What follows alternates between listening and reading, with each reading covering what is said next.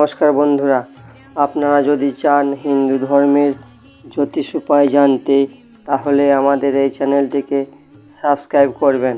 আজকে জানুন যে কোন কোন বাড়িতে মা লক্ষ্মী বাস করে, কোন কোন বাড়িতে মা লক্ষ্মী বাস করে না। যে বাড়িতে দেবী দেবতাদের আরাধনা করে সে বাড়িতে মা লক্ষ্মী থাকে, যদি না আরাধনা করে সে বাড়িতে মা লক্ষ্মী থাকে না।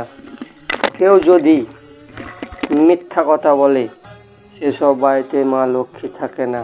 কেউ যদি কারো স্ত্রীকে খারাপ নজরে দেখে সে বাড়িতেও মা লক্ষ্মী থাকে না।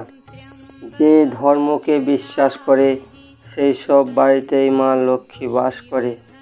যে বাড়িতে কোনো মেয়ে খুব রাগী অহংকারী হয় সে বাড়িতেও মা লক্ষ্মী থাকে না।